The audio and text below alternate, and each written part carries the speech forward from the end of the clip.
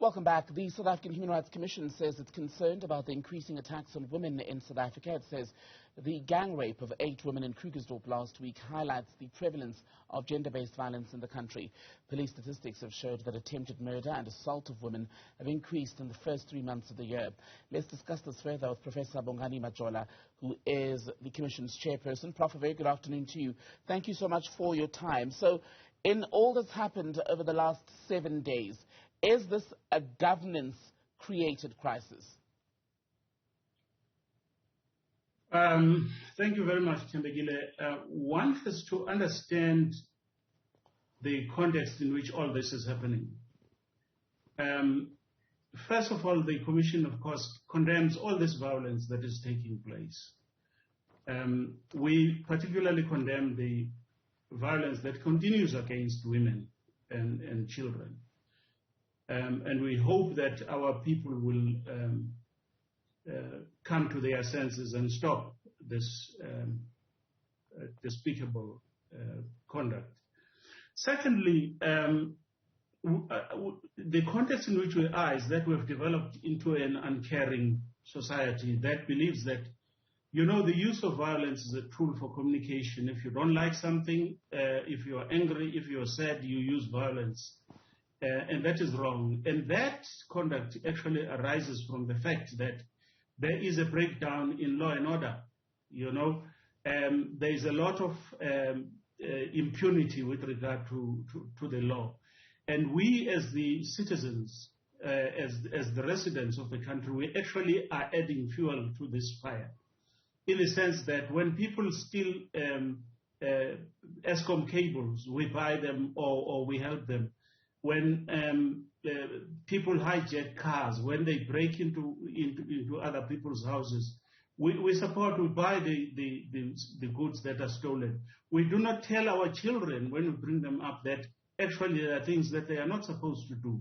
We will run and bail them out. We will do everything that we can to show that to us they are vulnerable, whether they commit crimes, they rape, they kill, and what have you. And this is not going to put us at the correct end of democracy in the long run.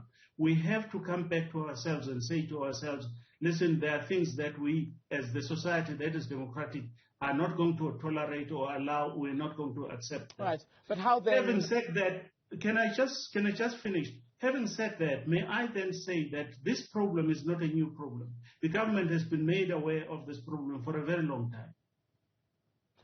Right. So on that point then, the very issue of how long this has been a problem, people on the West Rand say it's been years in some cases where people who arrive as illegal miners use those disused mining areas to commit crimes such as rape, robbery, people also saying that they've been abducted in some instances, and they say that is why now, as we've been looking today, they are themselves going house to house trying to flush out criminal elements. The Human Rights Commission foresaw this problem as early as 2014, 2015, and it issued a report in 2015, in July 2015, in which it said that, you know, it had observed that there was illegality around mining in general, but also focused on the illegal mining and said to the government there are gaps in the law and that you should fix up your policies and your legislation, and you must regulate illegal mining, because if it is not regulated, it is going to lead to chaos, to loss of property, even to loss of lives. And the government has not actually moved in that regard. Secondly, the government was asked to raise awareness about the dangers of illegal mining, and nothing was done. And it was told at that time that, listen, illegal mining is not going to go away on its own, or by the use of police, as we see the government doing now, that it is linked to social economic conditions, and that those have to be fixed, you know, issues of unemployment, issues of poverty, and so on, and those have to be linked to the security measures that the government takes. That was not done. And so now we're jumping up and acting and arresting people, which is fine. But we've had more than 5-6 years in which we were supposed to do something, and we have not done much to do that. And we think that the government must then stand up now and attend to these problems and do what is necessary. Of course, a lot of damage now has been done in the sense that the problem of criminality in illegal mining has now escalated. People get killed with impunity on a daily basis. So the Minerals Minister... I think something needs to be done. And on things to be done then, Prof, the Minerals Minister, Gwede Mandashe, last night sent out a tweet saying illegal mining is not mining and therefore is, in fact, a crime. And what needs to happen now is the establishment of a special unit to deal with the problem. Does that even sound plausible when you consider that existing policing units are already facing so many issues, not least of which manpower is still not sufficient? Well, it's not plausible. It amounts to shirking the responsibility. The issue that was identified by the Commission in 2015, July, was that you cannot use just the police alone. You need to ramp up and cover all your legislation and policies and cover all the gaps that exist. Number two, that you have to regulate the artisanal mining so that the local communities can also get jobs, employment there, and participate in the economy that comes out of that. All that was not done. Secondly, you are right in saying that the police has been depleted. The numbers of the police in 1994 were much higher than they are right now, but we reduced the numbers and we took away the capacity of police to do the policing. But nevertheless, the report also pointed out at that stage that among the members of the police, there were corrupt elements, and that those have to be trained, they have to be monitored, and so on, what has been done. And when you look at solutions, right, President Cyril Ramaphosa today said that, well, the communities are frustrated. He wasn't speaking in the last half hour. Communities are frustrated. He says what needs to happen is collaboration on solutions between law enforcement and communities.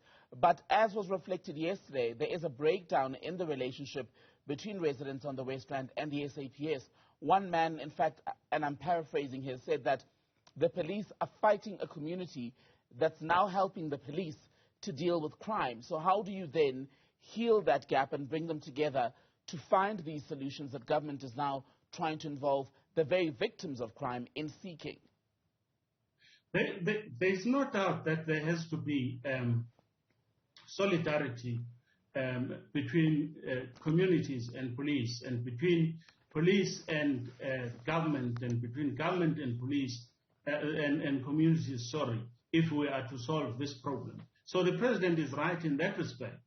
But the president also has missed the fact that government has a role to play. And government was told in 2015 as to what it had to consider doing at that time when the Zamazama problem was still at its infancy.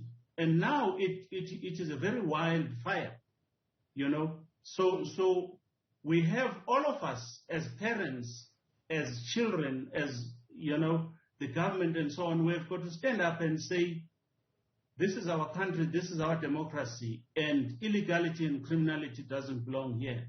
And until we do that, it's going to be very tough for us. I was listening as I was waiting here that people are getting into other people's premises, taking things and burning them and so on. That has to stop also, because if communities are saying they are helping the police, they must help the police. They must not pretend to be helping the police and committing criminality in the process. They should stop the people who are doing this. So, given where we are currently with what's happening on the West Rand, I should say, there's also a fear that many other communities that are frustrated with the levels of crime where they are living could do the same. What needs to be done then in the immediate term to make sure that all of that is brought under control, not just temporarily, but that the issues are actually dealt with in earnest? Well, that is our fear also, that, these will erupt in other places. And I don't have an immediate solution. But I do think that the government has to engage with these communities and tell them that this is what we are doing. But also, we as the community have to support the efforts of government, because government alone is not going to be able to do this. Me and my house should actually say that these are the things that I'm going to do, because the situation as it is, it actually causes also social disharmony, and the problem simply just mothballs and grows and grows and grows. So I think that there has to be also on the part of government the ability to listen to some of the recommendations that come from organizations such as the Human Rights Commission. When we say to them, we think that if we do X, Y, Z, or if you consider doing X, Y, Z, this is going to be conducive to the promotion of human rights. And when people have their rights fulfilled, they do not do this. You speak, Prof, about government's ability to hear these warnings from the likes of yourselves as the Human Rights Commission, and one can't help but wonder if it's an inability to hear or an unwillingness to listen. Well, I do not know. Government can tell us much more why we make so many recommendations as the Commission and very few are looked at. I mean, we have made hundreds of recommendations and we are struggling to get many of those recommendations implemented by government. We had Esidimeni, and we did an investigation thereafter into mental health, and we made recommendations. We're struggling to get government departments to come to the party and do what we have recommended that they should do. We've done emergency medical services in other areas like the Eastern Cape. We're struggling to get them to cooperate, and so on. One can enumerate as many recommendations that we've done. We don't know whether government has got a problem with capacity or whether the prioritization is just not right. Professor Majola, a pleasure to speak to you. Thank you so much.